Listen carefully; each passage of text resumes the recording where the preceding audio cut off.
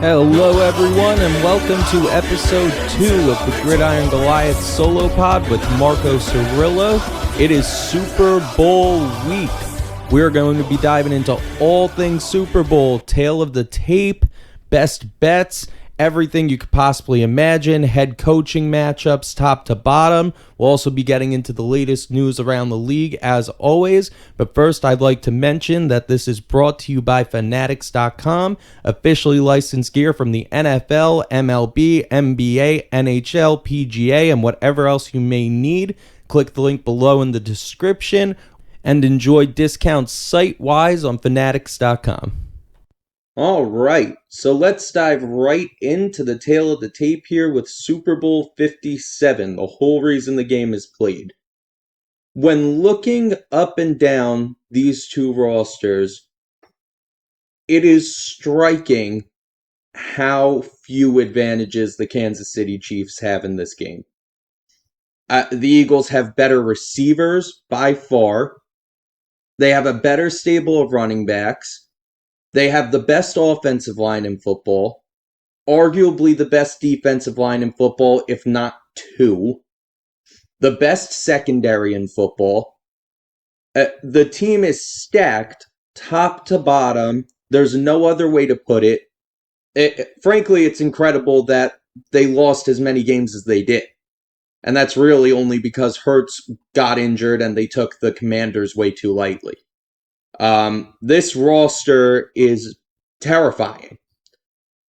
And yet, the odds of the game are even. And there's several people that believe the Chiefs should be favored in.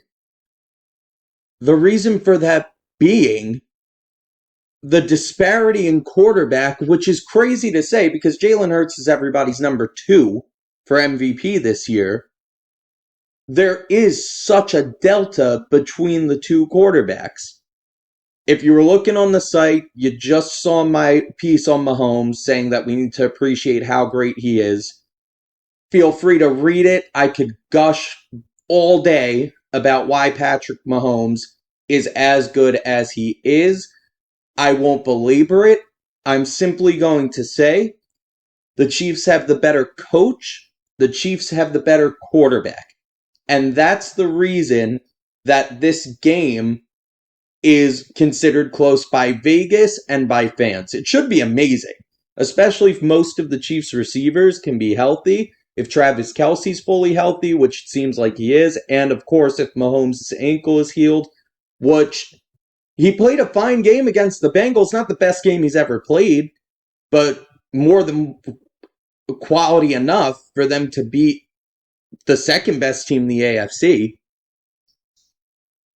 The Eagles, on the other hand, while their roster is amazing, this just isn't that battle-tested a team. You beat my New York Giants, who frankly, I love what they did this season. They're not a playoff contender, Super Bowl contending team yet. So they got the Giants at home coming off of the biggest win the franchise has had in 10 years.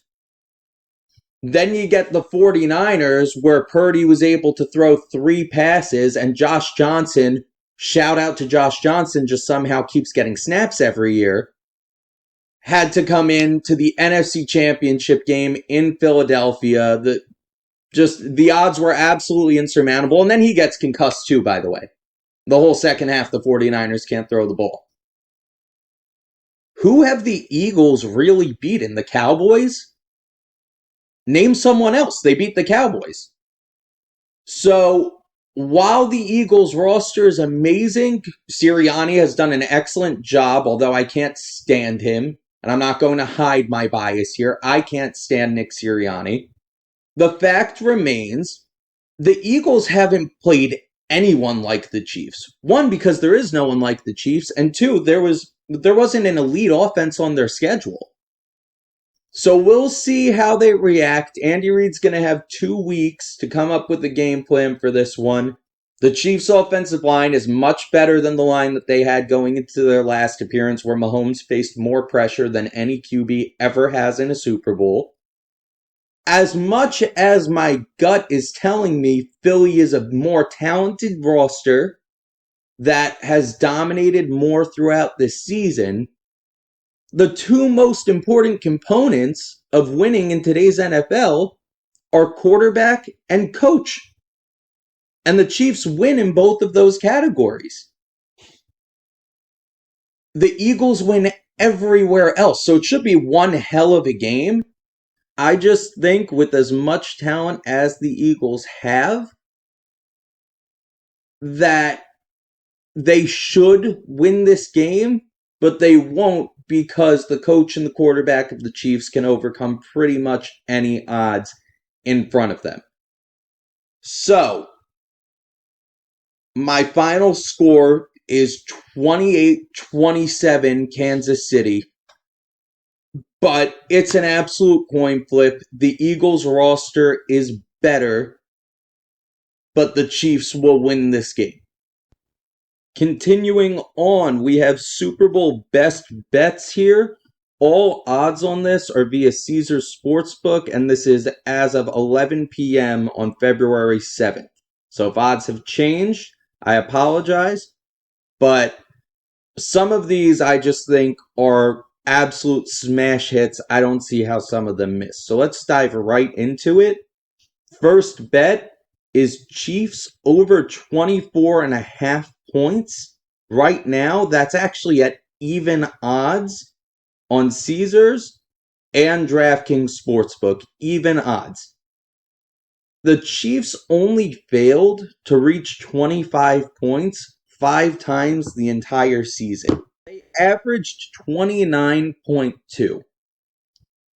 To get them at even odds to outscore 24.5 in a Super Bowl game that I believe they're going to have a dynamite game plan for, just it seems like the easiest possible hit in the world to me. The Eagles haven't played an offense like them all year. They'll get the ball out of Mahomes' hands quick, assuming everybody's healthy, which it seems like they are, outside of Mecole Hardman. You're going to have your full plethora of options. They'll design plays for Pacheco, Tony, obviously get Kelce out in space. Because the one place you can really attack this Eagles team is their linebackers. So Kelce should see plenty of opportunity. I just think the Chiefs' offense matches up well enough with this defense, with Mahomes having the ability to get the ball out quick and possibly get some chunk plays from that. Andy Reid will get creative with the screen game. I just see this offense running on full cylinder this weekend, and I don't see 24.5 as a high enough line at all. I would have put them at 26, 27, then you're running into some issue. 24.5 at even odds. For Patrick Mahomes, you'll almost never see that, and it's one that you have to take advantage of. Best bet number 2, Jalen Hurts is plus 112 anytime touchdown scorer. Plus odds for a guy that was one shy of tying the all-time record for rushing TDs by a QB in a single season. That was Cam Newton in 2011 with 14. He had 13 in the regular season. Since then, he's scored in both playoff games. We're talking 15 total touchdowns.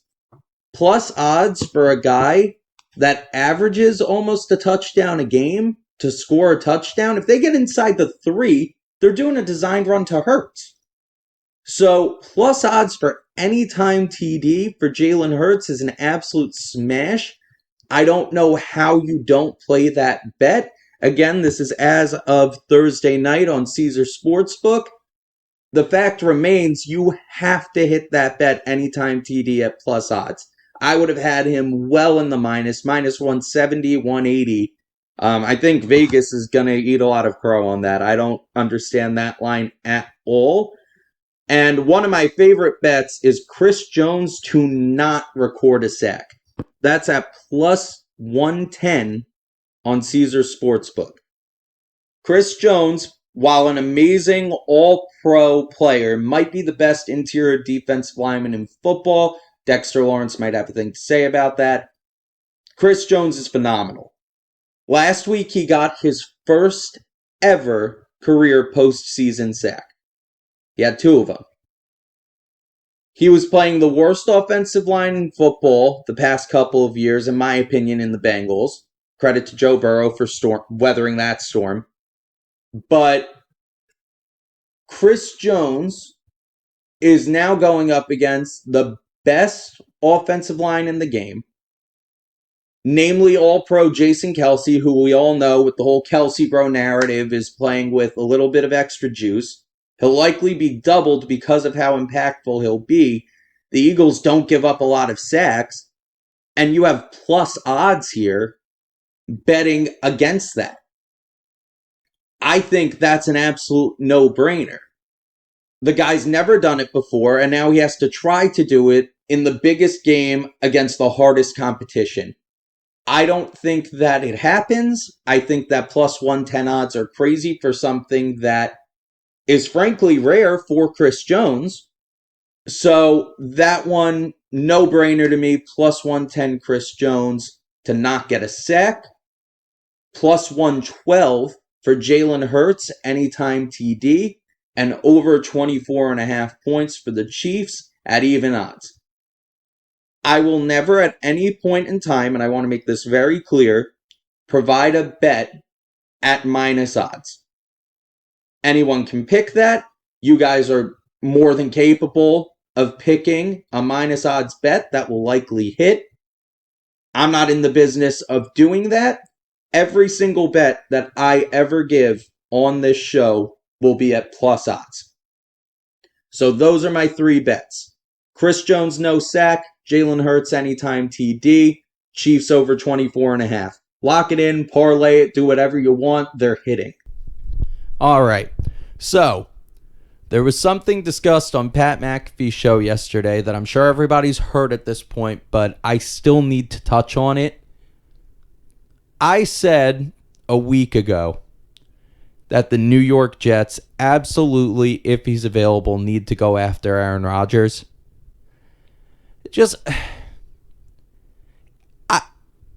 The guy is a mess.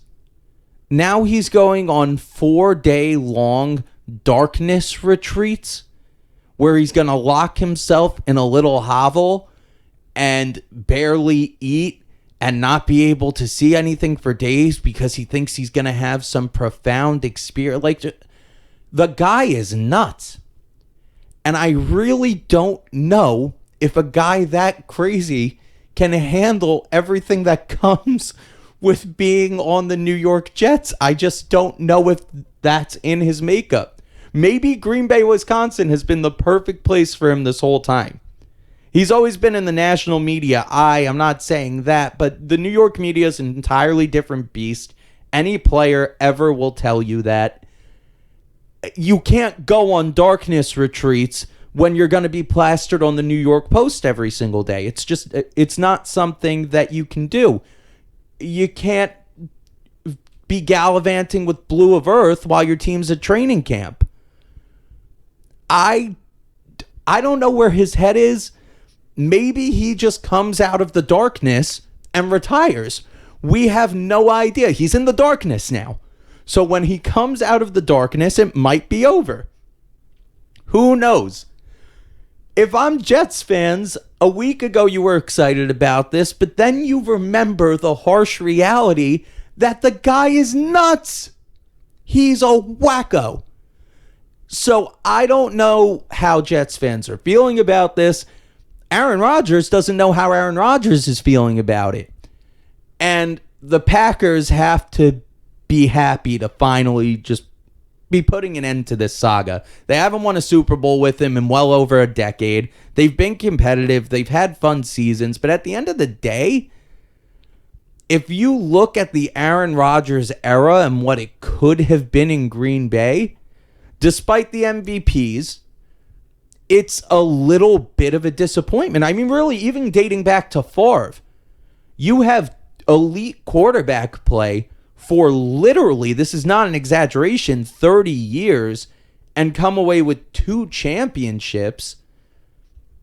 Some teams would kill for 2 championships, but most teams don't have 30 straight years of elite quarterback play.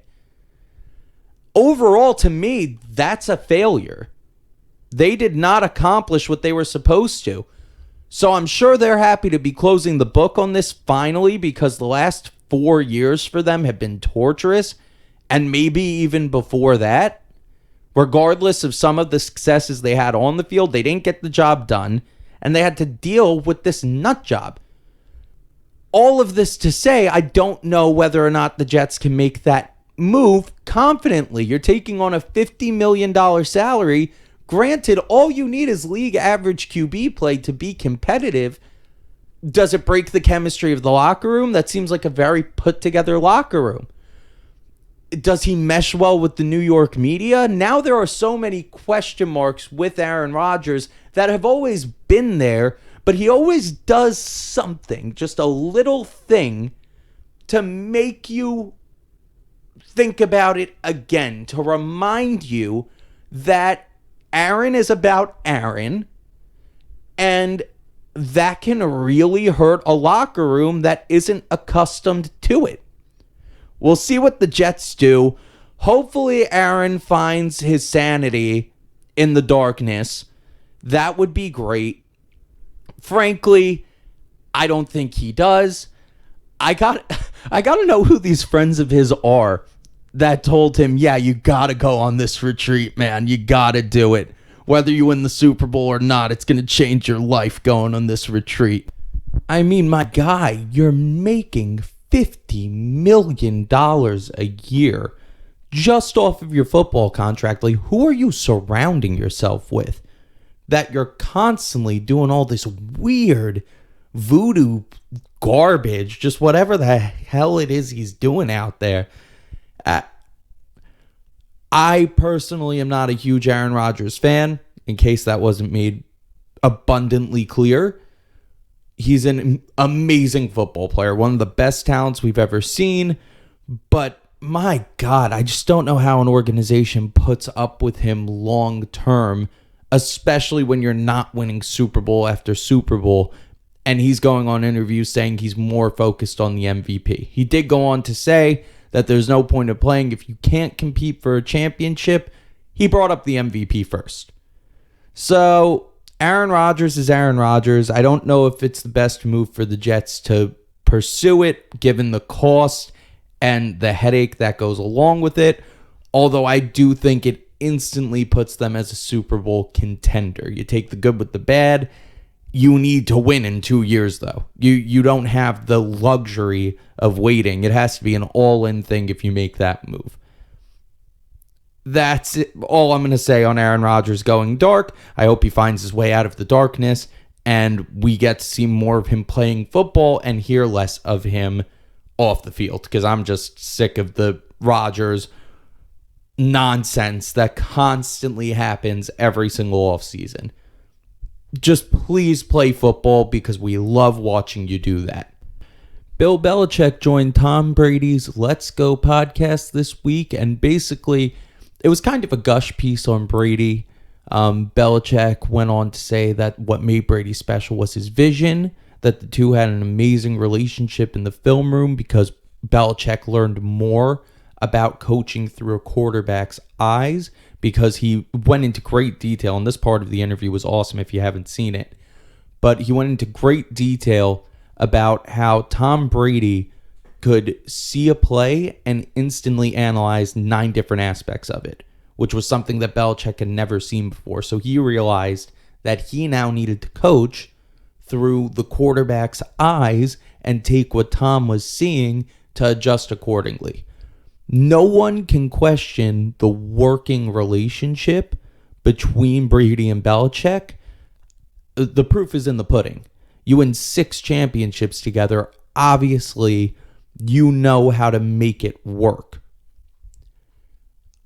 Still don't think that they like each other all that much. They made it a point to do this right after Brady retired. Belichick happens to come on the show. They try to make it like the media created this rift between them that didn't exist. Belichick wanted to replace Brady in 2016. Maybe even a little earlier when he drafted Garoppolo in 2014. The two did not get along from that point on, and that was made very public. It's not a secret. So I just felt like it was very disingenuous for them to get on this podcast and make it like the media created some rift that wasn't there. It was very clearly there. Robert Kraft forced Bill Belichick to keep Tom Brady. And then Brady was openly upset by the lack of moves that were being made to improve the team, especially in 2018 when they won the Super Bowl anyway, in 2019. There is a legitimate beef here. It's not something that the media created, but it is smart of them to use Brady's own forum to completely control the narrative, to say, yeah, we don't have this issue with each other. We're happy with how things ended. And yeah, I'm sure they could still be amicable, but there were very real periods of disdain between these two. Belichick refused to let Brady's trainer in with the team's staff. That bothered Brady tremendously, which he said himself in the Man in the Arena documentary. So to come back around to it and say, no, we never had an issue, that was all the media, that was all outside noise, it's disingenuous. Just be honest. Let's discuss it as it was. It's no big deal. You were tremendously successful. Why does every narrative around Tom Brady need to be perfect? It needs to be this, that, and the other. You had issues. You still managed to be successful in spite of that. If anything, that's a better story to me than, oh, we never had a problem. The media created that, nothing but love between me and coach. That's simply not true. So don't try to spin your own yarn now that you're retired. That way you don't have to answer questions about it later. And by the way, I think that's a good strategy, to be fair to them. But this was very clearly designed to where they can just say, we already discussed it on the podcast. Just go listen to the podcast. And it was brilliant to do it this week leading into 80 for Brady. Him announcing the retirement leading into it. It was all very smart. But enough now. You had legitimate beef. It's been well documented. We already know about it. And you're still going to get asked about it and have to point to the podcast. So it didn't really do anything for me, but some points of the interview were really cool when they were strictly discussing football. That was some enjoyable content. Highly recommend listening to it, but they both came off as kind of like frauds. I'll just leave it at that on that subject. Moving on to the news the other day that there has been significant deterioration in the relationship between John Lynch, Kyle Shanahan, and Jimmy Garoppolo. I have a theory. It was reported far and wide when Garoppolo was hurt that his expected time frame for return would be the NFC divisional round, the latest the NFC championship. Once the playoffs started, the 49ers made a grave PR error. They said outright, even if Jimmy G is healthy, Brock Purdy will be the starter. If you're Jimmy G and you know you're likely leaving anyway, why wouldn't you hold yourself out of those games to be a backup to Mr. Irrelevant? Why would you risk further injuring yourself for a team that has already made it abundantly clear they will use and abuse you and throw you out when they're done? I think that Jimmy Garoppolo was healthy going into the NFC Championship game. And I think he made the conscious and right decision, honestly, to hold himself out of that because he didn't want to back up Brock Purdy. For a team that has done nothing but talk about how willing they are to get rid of him time and time and time again. Every report said that Jimmy Garoppolo would be ready for the NFC divisional round should the Niners make it there. Every single report, the second he got hurt. And even weeks after that, that's when Jimmy Garoppolo will be ready.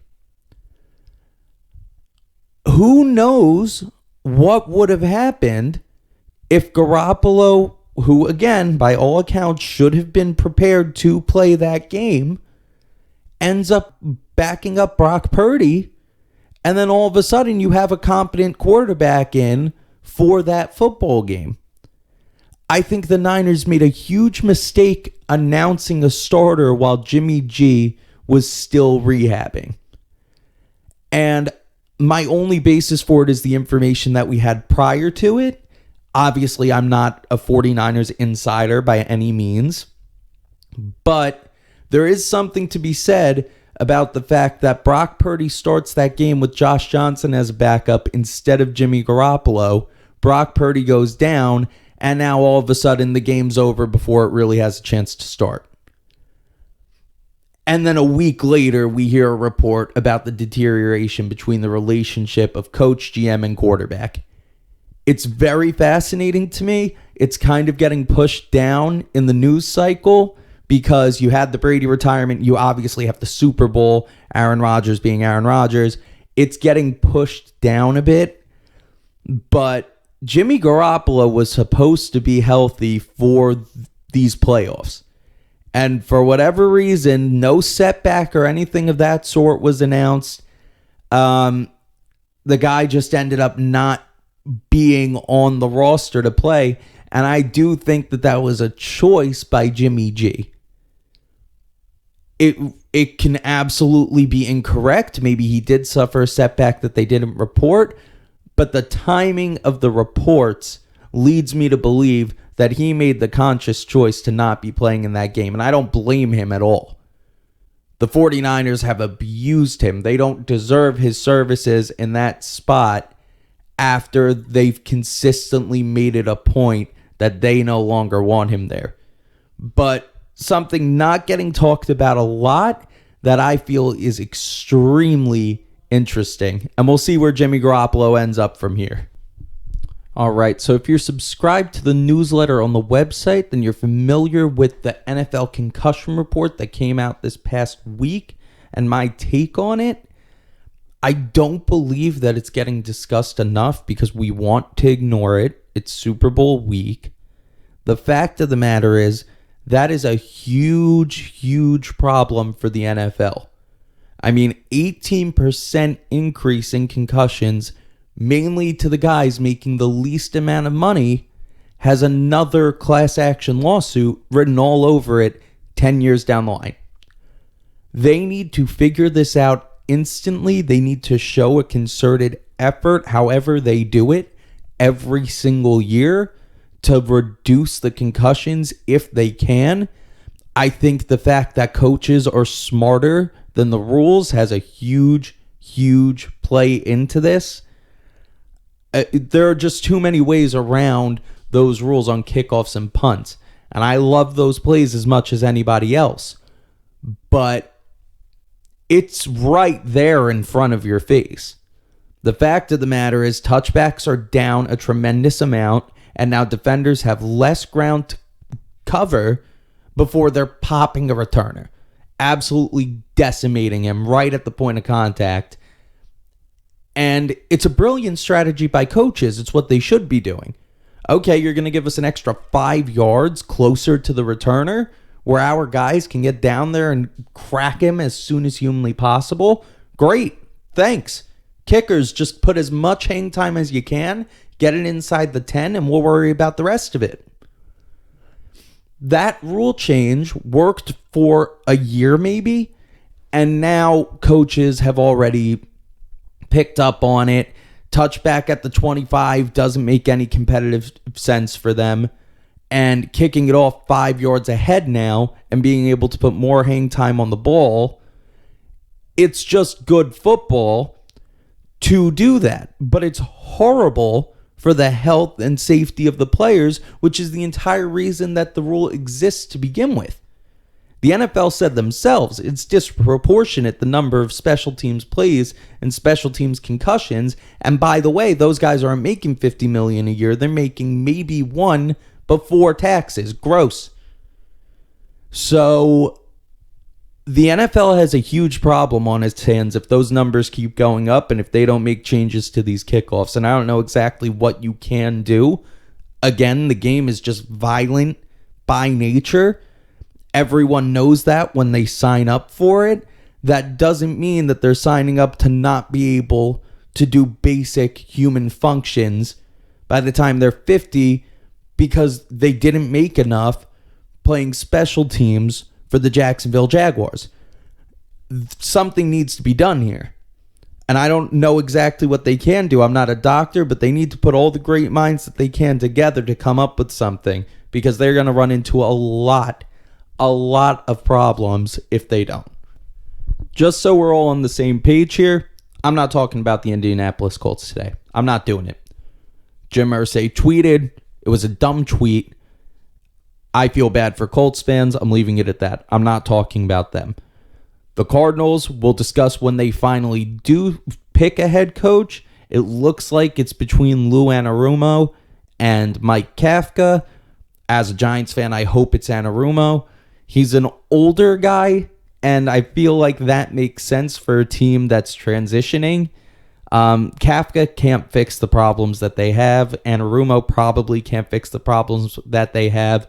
But a defensive coach is probably a better fit for a team in that situation, given that they can at least stay close and competitive in these games while Kyler Murray's recovering. I hate both of those situations for head coaches. They're the only vacancies left, so we'll see what happens. Moving on to some defense coordinator hires, though. You have Flores going to the Vikings, which, despite the fact that he's suing my Giants, Flores is a fantastic defensive coordinator. And the Vikings desperately needed that after they fired Donatel, which is a great move. Flores to the Vikings, love that. Niners getting Wilks as their defense coordinator, to me, is one of the biggest steals of this coaching cycle. Wilks is just tremendously underrated, has been for a long time, and he'll absolutely get the best out of those linebackers in San Francisco. Love that move. I don't think the Niners defense is going to miss a beat next year. As great as DeMeco Ryans was, I think Steve Wilks could be even better, and we've seen him do very well. I like that move a lot. And then the Titans promoting Tim Kelly from within to be their offensive coordinator. Not crazy about it. Their offense is kind of stagnant as is, and when you just promote from within, you're not really doing anything to make a splash. Not crazy about that move at all. We'll see what happens. Mike Vrabel's a great head coach, so the Titans will figure it out. I just don't know if Tim Kelly's the guy to make that offense really hum. Reports are coming out of Washington that the Commanders are very non-committal about picking up the option for Chase Young. Rookie option. I wrote several years ago now, right in the heart of the pandemic, pre-draft, that Chase Young is just Jadeveon Clowney. I got so much backlash from every single person that saw this, that I sent it to. Every single person said, you're crazy. The guy's a beast. He's not Jadeveon Clowney. He's Jadeveon Clowney. He can make plays. He does have solid athletic capabilities. And he's often injured. He's injured all the time. So now you're at a point, you're not even committing to picking up the fifth-year option. Not to pat myself on the back, but I'm patting myself on the back. That was the perfect comp. That's what Chase Young is. To make it like he was the next generational pass rusher that was going to revolutionize the league was asinine. We're seeing it firsthand. His rookie season was good. Not as great as it was blown up to be. It was good. And it should be good when you're playing with first-round picks all along the defensive line. Chase Young is one of the most overrated players in the past 5 years, and it's nice that Ron Rivera sees that as a fact. To be non-committal about picking up a fifth-year option on what's supposed to be a premier edge rusher basically means you don't believe the guy has what it takes, or you don't believe he can stay healthy, or both. Chase Young, overrated player, been saying it for a while. I'll keep saying it. That's one that I'm proud of. So as we've all heard, Derek Carr is visiting with the Saints. I don't think a lot of people realize how quickly this deal has to materialize for the Raiders. If they do not have a deal in place by the end of the day, Tuesday, that $40 million has to get paid to Carr by the Raiders. That's a really tough pill to swallow for a team that has made it very clear that Derek Carr is not in their future. So this deal needs to materialize quickly. They already are moving forward with the Saints as far as talks go, and Derek Carr visited, so he's obviously open to waiving his no-trade clause to be there. There's definitely a few other candidates that I could think of. Carolina, Frank Reich wants to do that. I don't think he should. But ultimately, this needs to happen quickly. So we'll definitely begin updates on the Derek Carr front sooner rather than later. Not going to touch too much on it. I don't think anybody finds it all that interesting. He's a middle-of-the-road quarterback.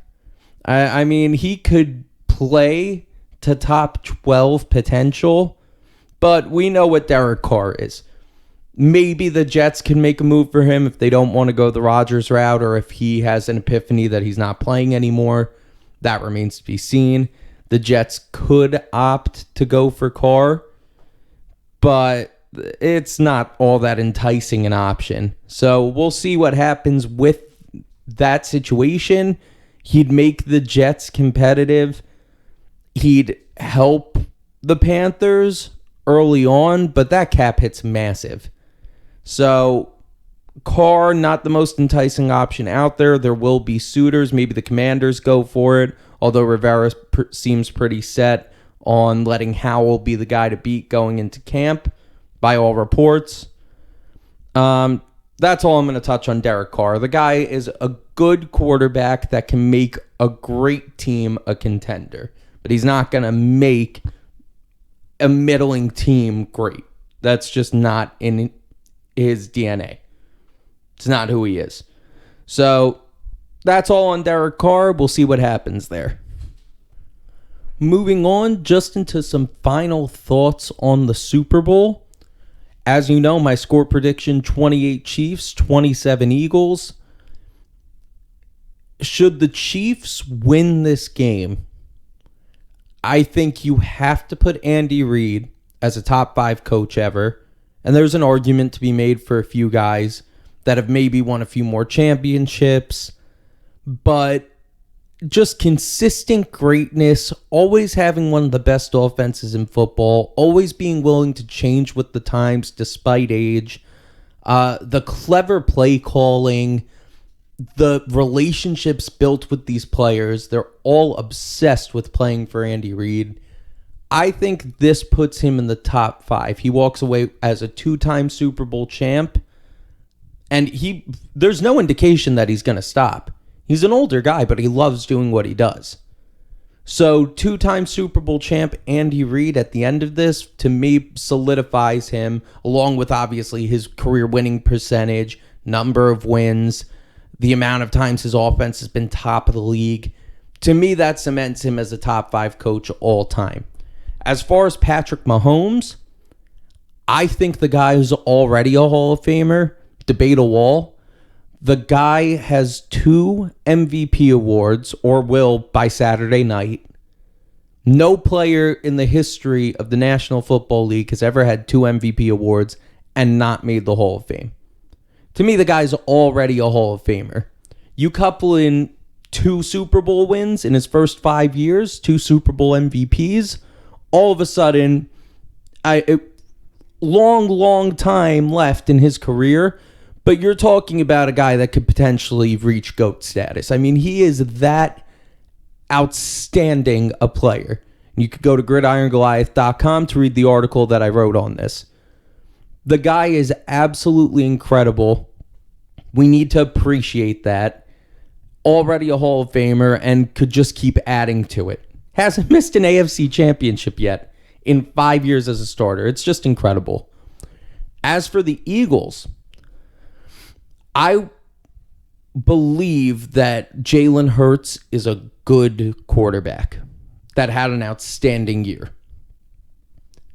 You win the Super Bowl, maybe pick up the Super Bowl MVP, the whole perception of you as a player changes. I hate that I have to say this. I like Jalen Hurts as a guy. I don't know how you root against him, except for the fact that he's the quarterback of the Philadelphia Eagles. Class act, does nothing but produce and what's asked of him. Excellent with his legs, good enough with the deep ball. The guy is a true quarterback in this league. I don't think he's part of the elites yet, but that doesn't matter once you're winning. Winning changes everything. The whole narrative around your career changes by winning this game. I don't think they're going to get it done. I think it's a coin flip based on the 1-point margin that I have. But a lot of respect to Jalen Hurts for the season that he had. I hope he doesn't continue having too much success in Philadelphia. I hope they're dumb enough to let him go. But good for Jalen Hurts. I don't like Nick Sirianni, but he's done a good job coaching this team. And as much as I'd love to agree with Julian Love that he's on for a free ride, he was handed an excellent roster by Howie Roseman. Great job by one of the best GMs in the league. But you still have to go win the games. We've seen many a great roster. We saw the 2009 Chargers have the number one offense, number one defense, and miss the playoffs. So we have seen some great rosters just not live up to what they're supposed to do. He has them in the Super Bowl, regardless of level of talent that they've gone against, regardless of circumstance. They were the number one seed of the National Football Conference, and they're in the Super Bowl. He deserves his flowers for that. I hope he loses. I think they will lose, despite having the better roster, because I do think Andy Reid is that much better a coach. I think Patrick Mahomes is that much better a quarterback than Jalen Hurts. But you have to give the Eagles their flowers. It's been pretty impressive what they've been able to do. I'm looking forward to the game. I'm sure everybody else is. It should be one of the best ones that we've seen in a while, given how evenly matched these teams are. And enjoy Super Bowl Sunday. We will get back to you next week. Remember to click the link below if you want gear from fanatics.com. Like, subscribe, comment. Always open to debate. I know I may have said some controversial things during this pod, so I'd love to talk to you guys about it. You have an excellent day, and looking forward to speaking with you next week. Go Chiefs this weekend.